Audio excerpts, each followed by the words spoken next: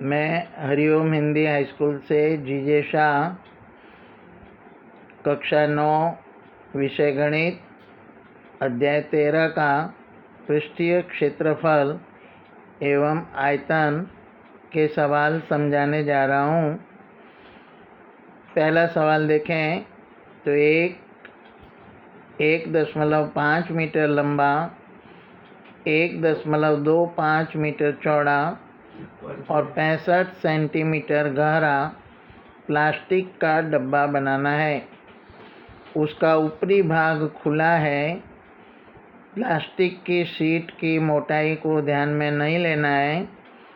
तो प्रश्न नंबर 1, डब्बा बनाने में आवश्यक शीट का क्षेत्रफल ज्ञात कीजिए और 1 वर्ग मीटर शीट के 20 रुपये की दर से एक डब्बा बनाने का खर्च कितना होगा उसे भी ज्ञात करना है।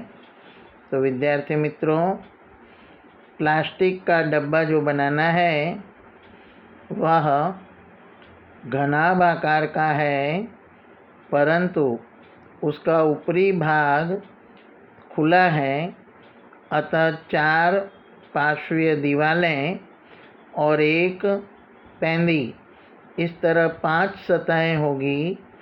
तो हम देखें कि आवश्यक शीट डब्बे बनाने के लिए जो चाहिएगी वो 4 पार्श्वीय दीवारों के लिए सूत्र लगाएंगे। 2 गुणे h कोष्टक में लंबाई धन चौड़ाई, कोष्टक बंद, धन लंबाई गुणे चौड़ाई, यानी h अर्थात ऊंचाई, l अर्थात लंबाई और b अर्थात डब्बे की चौड़ाई।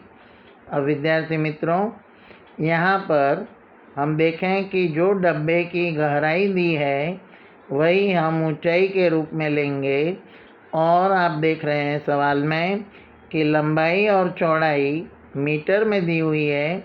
तो सवाल हल करने से पहले जो ऊंचाई या गहराई सेमी में दी है, सेंटीमीटर में दी है, उसे हम 100 से भाग देकर पहले उसे मीटर में बदलेंगे।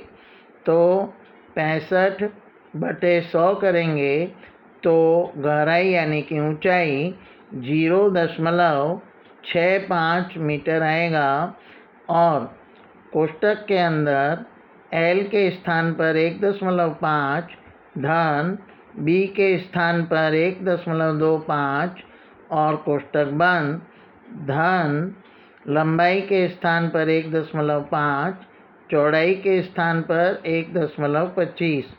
तो इस तरह सूत्र में कीमतें रखने के बाद हम उसे आगे हल करें तो 2 गुणे 0.65 करेंगे तो हमें 1.3 मिलेगा, और 1.5 में 1.25 जब जोड़ेंगे तो हमें 2.75 प्राप्त होगा, और 1.5 का गुणा 1.25 से करेंगे तो उत्तर हमें 1.875 मिलेगा। आगे चल के अगले स्टेप में हम देखें तो 1.3 और 2.75 का गुणा करेंगे तो हमें उत्तर प्राप्त होगा 3.575, धन 1.875। अब दोनों का योग करेंगे तो अंत में हमें उत्तर मिलेगा 5.45 वर्ग मीटर। तो ये हमने एक डब्बा बनाने के लिए आवश्यक प्लास्टिक की शीट का क्षेत्रफल ज्ञात किया। अब उसका एक डब्बा बनाने का खर्च ज्ञात करें। तो विद्यार्थी मित्रों, हमेशा याद रखो कि खर्च यानी सूत्र याद रखना, क्षेत्रफल गुणे दर। तो आप जानते हैं हमने क्षेत्रफल 5.45 ढूंढा और दर 1 वर्ग मीटर का हमको सवाल में 20 रुपया दिया है। तो 5.45 का गुणा 20 से करेंगे तो उत्तर हमें 109 रुपया मिलेगा। इस तरह ये सवाल हमने समझा अब आगे चलें और एक दूसरा सवाल पढ़ें कि एक रूम की लंबाई, चौड़ाई और ऊंचाई, रूम अर्थात कमरा, एक कमरे की लंबाई, चौड़ाई और ऊंचाई क्रमशः 5 मीटर, 4 मीटर और 3 मीटर है।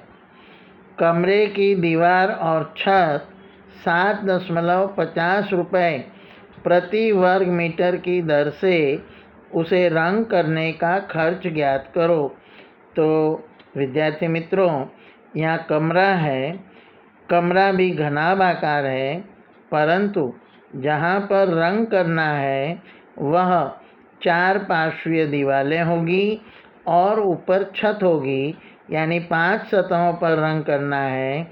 इसलिए रंग करने लायक सतह का क्षेत्रफल 4 पार्श्वीय दीवार का क्षेत्रफल धन छत का क्षेत्रफल लेंगे। 4 पार्श्वीय दीवारों के क्षेत्रफल का सूत्र याद रहे, 2 गुणे ऊंचाई कोष्टक में लंबाई धन चौड़ाई धन छत का क्षेत्रफल लंबाई गुणे चौड़ाई होगा। आगे बढ़ें तो 2 गुणे h मतलब कि ऊंचाई और लंबाई के स्थान पर 5 रखा, चौड़ाई के स्थान पर 4 रखा और इस तरह सूत्र में कीमत रखने पर आगे के स्टेप में जब हल किया तो 2 गुणे 3 अर्थात 6, 5 धन 4 यानी 9, यानी 6 गुणे 9 धन 5 का गुणा 4 से किया, 5 चौक 20, 6 नौवा 54, 54 में हमने 20 को जोड़ा तो 74 वर्ग मीटर उत्तर आया। अब खर्च का, जैसे कि हमने अभी ऊपर सूत्र देखा था कि क्षेत्रफल गुणे दर, तो खर्च होगा रंगने का 74 वर्ग मीटर क्षेत्रफल आया, गुणे प्रति वर्ग मीटर का 7.5 रुपया है। दोनों का जब गुणा किया तो 555 रुपये का खर्च मिला। तो इस तरह कमरे की रंग करने का जो हमें खर्च ढूंढना था वो 555 रुपये मिला। इसके आगे चलते हुए हम आगे का सवाल देखें तो तीसरे नंबर का सवाल, आयताकार हॉल के धरातल की परिमिति 250 मीटर है। आयताकार हॉल है विद्यार्थी मित्रों, और धरातल की परिमिति, धरातल मतलब पैंदी, तलिए का परिमिति 250 मीटर है। यदि 10 रुपये प्रति वर्ग मीटर की दर से 4 दीवार रंगने का खर्च 15,000 रुपये हो तो हॉल की ऊंचाई ज्ञात करो। तो विद्यार्थी मित्रों, रंग का क्षेत्रफल हम खर्च पर से ढूंढेंगे। तो रंग करने लायक जगह का क्षेत्रफल बराबर खर्च बटे दर। खर्च कुल 15,000 रुपये है, दर 10 रुपये है। 15,000 को 10 से भाग देंगे तो कुल क्षेत्रफल 1500 वर्ग मीटर मिलेगा। अब पार्श्व पृष्ठ का क्षेत्रफल बराबर, हमेशा सूत्र याद रखें, परिमिति जब दी हो तो परिमिति गुणे ऊंचाई। अब पार्श्व पृष्ठ का क्षेत्रफल हमने 1500 वर्ग मीटर लिखा, फिर बराबर परिमिति के स्थान पर 250 लिखा, गुणे ऊंचाई के स्थान पर हमने h लिखा। अब h और 250 का गुणा है। h ज्ञात करने के लिए हम 250 जो इधर गुणे में है उसे पक्षांतर करके 1500 के पास ले जाएंगे। 1500 के पास वह भागाकार में यानी बटे में जाएगा तो 1500 बटे 250 होगा बराबर ऊंचाई h। अब 1 शून्य से 1 शून्य कटेगा, 25 एकम 25, 25 छंग 150। तो इस तरह ऊंचाई बराबर 6 मीटर प्राप्त होगी। तो विद्यार्थी मित्रों, इस तरह हमें खर्च दिया हुआ हो और उसकी दर दी हुई हो और धरातल की परिमिति दी हो तो हम हॉल की ऊंचाई ज्ञात कर सकते हैं। आगे देखें।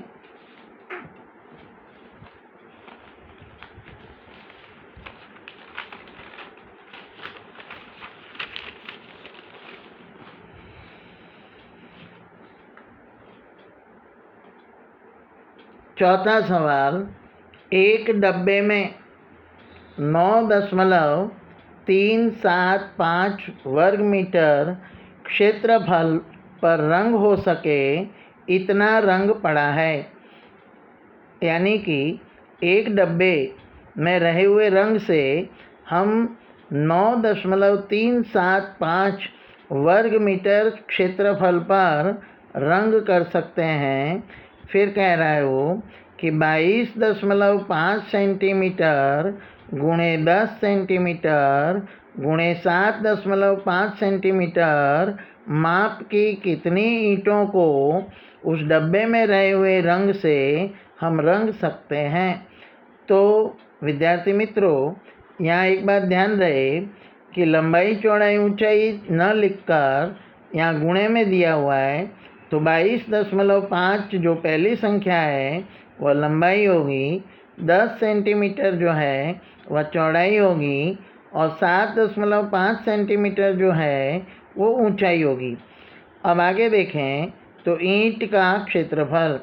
ईंट का क्षेत्रफल बराबर 2 कोष्टक में LB धन BH धन HL होगा।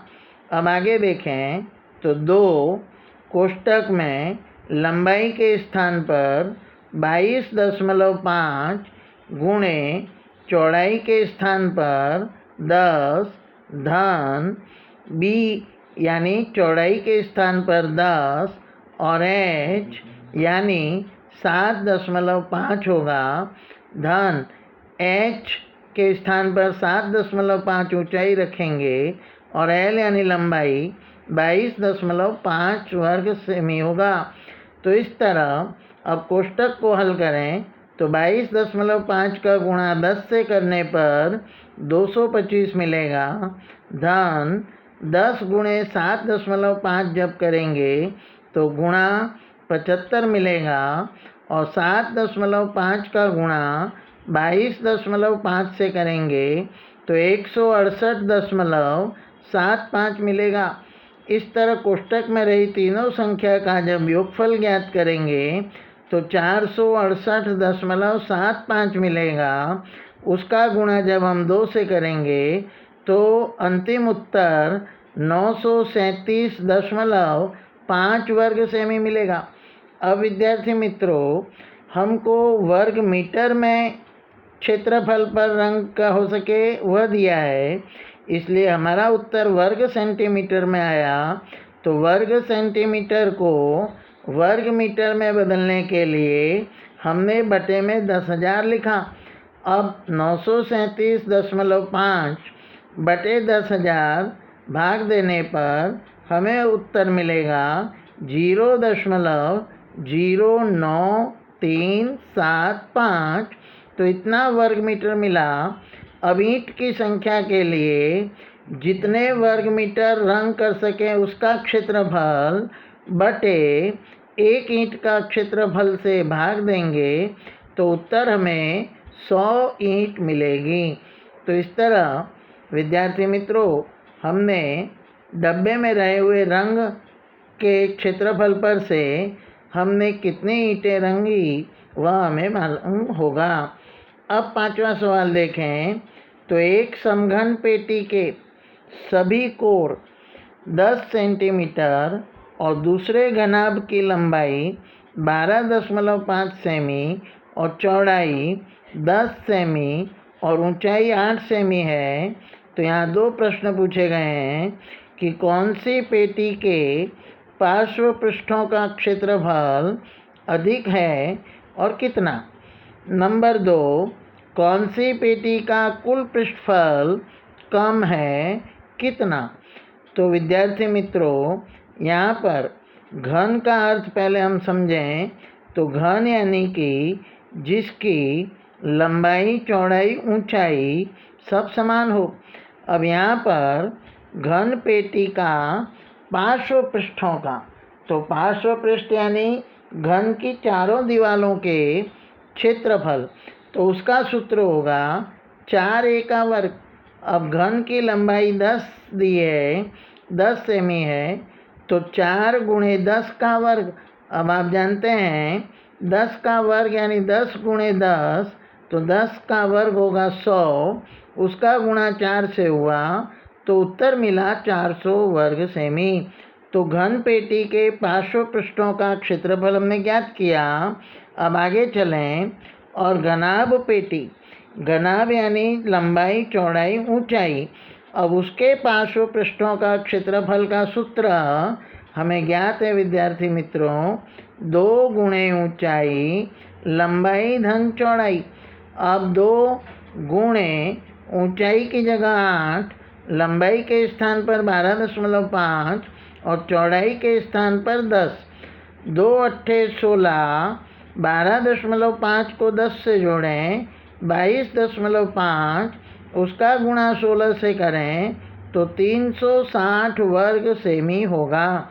तो इस तरह एक घन पेटी का पार्श्व पृष्ठों का क्षेत्रफल 400 माइनस 360, क्योंकि घन पेटी के पार्श्व पृष्ठों का क्षेत्रफल अधिक है, इसलिए कितना अधिक है वो निकालने के लिए घन पेटी के पार्श्व पृष्ठों के क्षेत्रफल में से हम घनाभ पेटी के पार्श्व पृष्ठों का क्षेत्रफल घटाएंगे।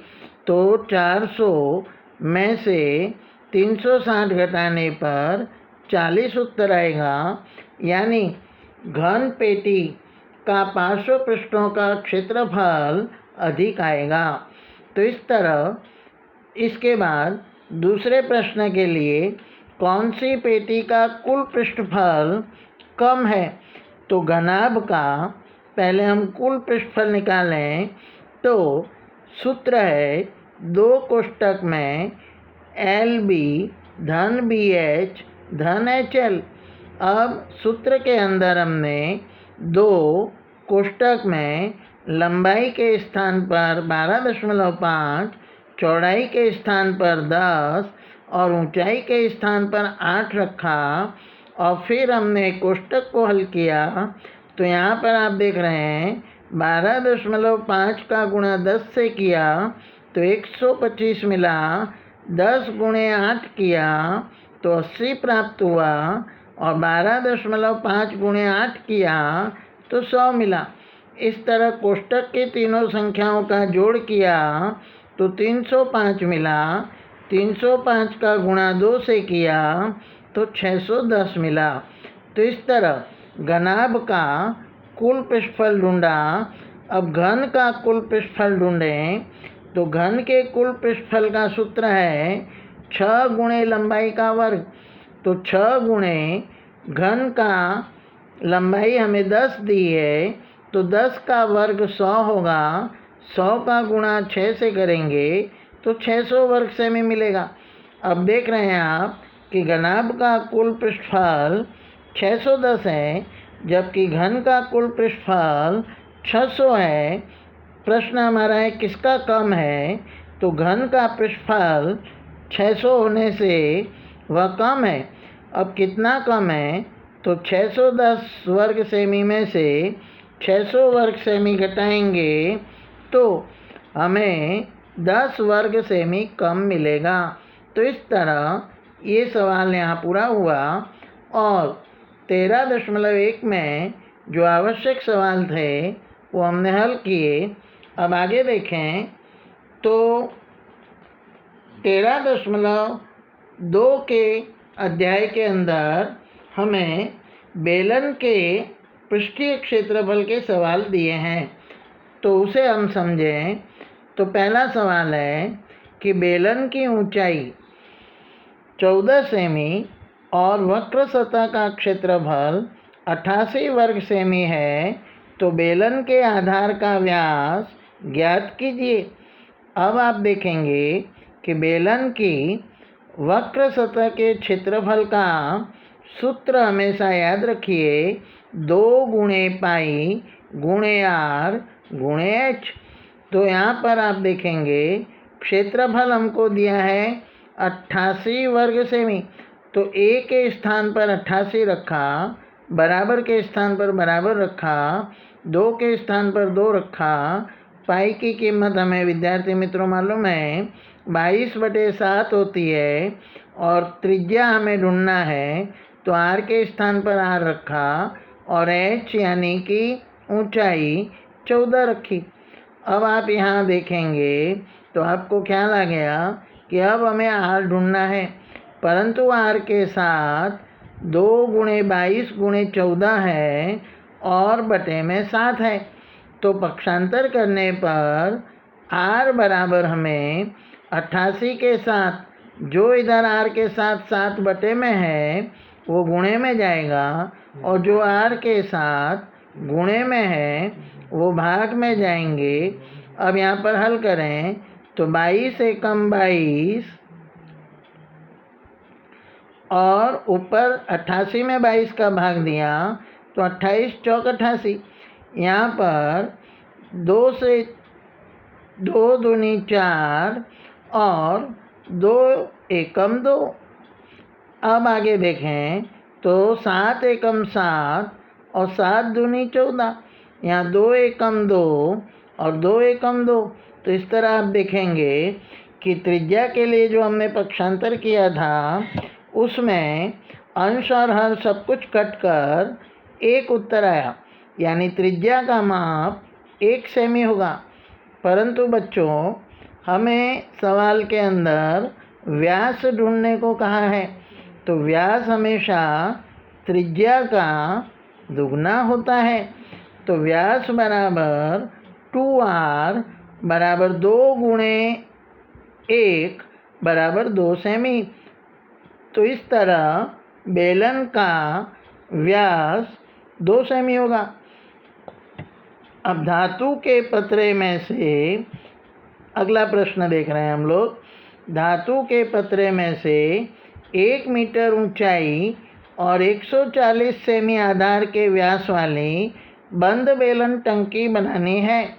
ये बनाने के लिए कितने वर्ग मीटर पतरे की आवश्यकता होगी? बेलन के कुल पृष्ठफल बराबर 2 पाई r कोष्टक में r⁻h होगा। तो 2 × पाई के स्थान पर 22/7, r के स्थान पर 140 बटे 2 × 100। 140 विद्यार्थी मित्रों व्यास था, इसलिए 140 के बटे में 2 रखने पर त्रिज्या मिली और सेमी को मीटर में बदलने के लिए 100 से भाग दिया। आगे हम देखें तो त्रिज्या यहाँ पर हमको मिलेगी 0.7, क्योंकि त्रिज्या बराबर व्यास का आधा। व्यास 140 था बटे 2 किया तो 70 मिला और 70 को हमें सेमी में मिला, मीटर में बदलने के लिए 100 से भाग देंगे, 0 0 कट जाएगा, 7/10 यानी त्रिज्या हमारी होगी 0.7। तो आप देखेंगे सूत्र में हमने r के स्थान पर 0.7 रखा, h के स्थान पर 1 रखा। इस तरह जब हल किया तो यहाँ पर आप देखेंगे कि 2 × 22/7 गुणे यहाँ पर हल करने पर हमें 0.7/10 मिला और कोष्टक में रही संख्या का जोड़ किया तो 1.7 मिला। अब यहाँ पर 7 से यहाँ 7 का भाग चला जाएगा, अंश और हर में 7 7 कट गया तो 22 दूनी 44 और 1.7। तो इस तरह गुणा करने पर हमें 7.48 वर्ग मीटर मिलेगा। तो इस तरह आपने देखा कि बेलन टंकी बनाने के लिए कितने वर्ग मीटर पतरे की आवश्यकता होगी। अब आप आगे देखेंगे तीसरा सवाल।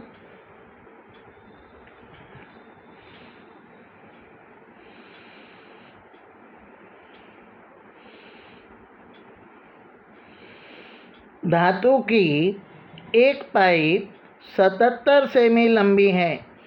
अनुप्रस्थ व्यास 4 सेमी और बाहर का व्यास 4.4 सेमी है, तो अंदर की वक्र सतह का क्षेत्रफल, बाहर की वक्र सतह का क्षेत्रफल और कुल पृष्ठफल ज्ञात कीजिए।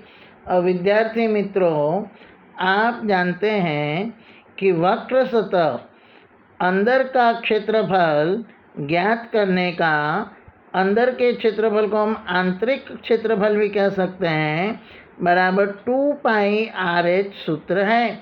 तो 2 के स्थान पर 2, पाई के स्थान पर 22/7, त्रिज्या के स्थान पर 2 और h के स्थान पर 77 रखा, क्योंकि धातु की पाइप जितनी लंबी है वही उस बेलन आकार के धातु की ऊंचाई होगी, इसलिए h के स्थान पर 77 रखा।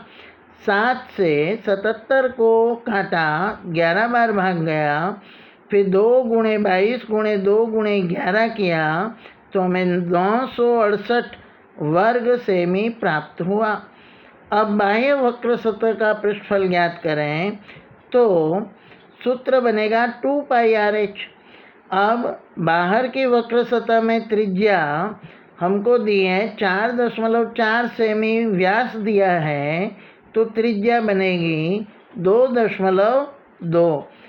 तो यहाँ पर 2 × 22/7, त्रिज्या के स्थान पर 2.2 और ऊंचाई के स्थान पर 77। इस तरह जब हल करेंगे तो बाहर की वक्र सतह का पृष्ठफल का सूत्र 1064.8 वर्ग सेमी मिलेगा। अब आप देखेंगे तीसरा सवाल हल करने के लिए हमें कुल पृष्ठफल ज्ञात करना है, तो कंकण आकार का क्षेत्रफल। अब कंकण आकार का क्षेत्रफल यानी कि आप देखेंगे यहाँ पर कि जैसे ये बेलनाकार बनेगा तो उसके अंदर इस तरह की ये धातु की मोटाई होगी, तो एक सिरे पर इस तरह का कंकण आकार बनेगा और दूसरे सिरे पर भी ऐसा कंकण आकार बनेगा। तो इस कंकण आकार का क्षेत्रफल ढूंढने के लिए सूत्र याद रखें, पाई कोष्टक में r² माइनस r²। यहाँ कैपिटल R² यानी बाह्य त्रिज्या, जो कि आप देख रहे हैं यहाँ बेलन के केंद्र से यहाँ तक की त्रिज्या कैपिटल R है और ये जो त्रिज्या है वो R है। तो यहाँ पर 2.2 का वर्ग माइनस 2 का वर्ग, तो इस तरह 22/7 गुणे 2.2 का वर्ग होगा 4.84, ऋण 2 का वर्ग होगा 4। अब इस तरह 22/7 गुणे 0.84 मिलेगा। इनका गुणा करेंगे तो अंत में हमें उत्तर 2.64 वर्ग सेमी मिलेगा। ये एक कंकण आकार का क्षेत्रफल मिला। अब दूसरे कंकण आकार का क्षेत्रफल, दोनों कंकण आकार का क्षेत्रफल ज्ञात करने के लिए हम 2.64 को 2 से गुणा करेंगे तो हमें प्राप्त होगा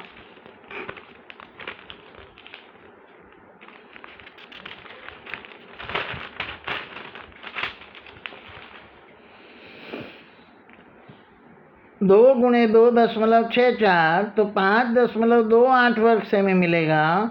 तो इस तरह पाइप का कुल वक्रीय पृष्ठफल का क्षेत्रफल 968, जो आंतरिक सतह का क्षेत्रफल था, 1064.8 जो बाह्य सतह का क्षेत्रफल था, और धन 2 कंकण आकार के क्षेत्रफल को जोड़ा तो सबका जोड़ मिलाकर 2038.08 वर्ग सेमी मिला।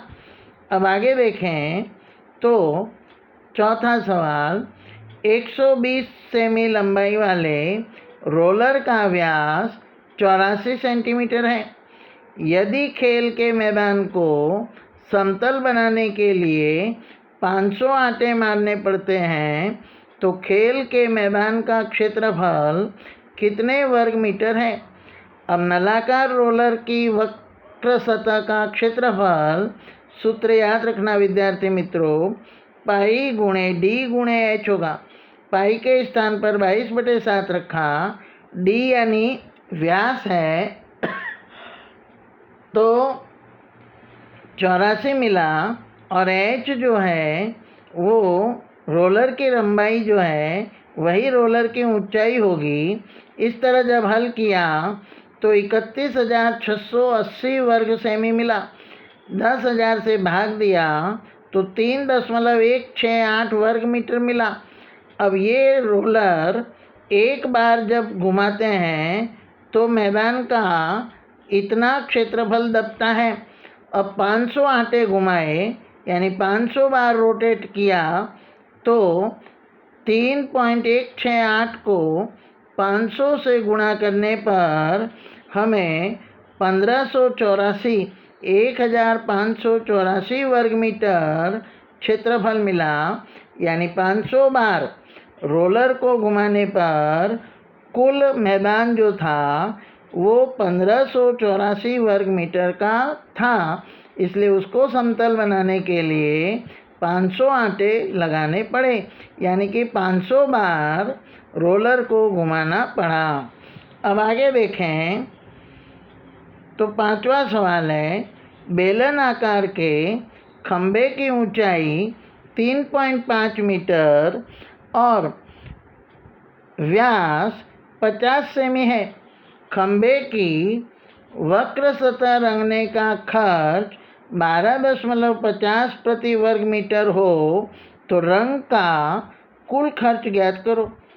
अब आप देखेंगे कि बेलन आकार के वक्र सतह के क्षेत्रफल का सूत्र पाई गुणे डी गुणे एच, डी यानी डायामीटर यानी व्यास है। पाई के स्थान पर 22/7 रखा, गुणा डी के स्थान पर 0.5 रखा, एच के स्थान पर 3.5 रखा। अब यहाँ पर हल किया तो उत्तर को लाया 5.5 वर्ग मीटर। अब खर्च के लिए हमें सूत्र मालूम है कि क्षेत्रफल गुणे दर। क्षेत्रफल हमें मिला 5.5 और दर हमें 12.50 प्रति वर्ग मीटर दिया है, तो दोनों का गुणा करने पर 68.75 रुपये उसका उत्तर आएगा। तो इस तरह बेलन आकार का जो खंभा है उसकी वक्र सतह को रंग करने का खर्च 68.75 मिलेगा। तो विद्यार्थी मित्रों, आज इस तरह हम यहाँ पर प्रश्नावली 13.1 और 13.2 के सवाल समझे। अब अगले वीडियो में हम आगे की प्रश्नावलियों के सवाल, पृष्ठीय क्षेत्रफल और आयतन के सवाल समझेंगे। इन सवालों को हल करके कॉपी में 2-2 बार प्रैक्टिस करें और इस प्रकरण को बराबर समझें। जय हिंद, जय भारत।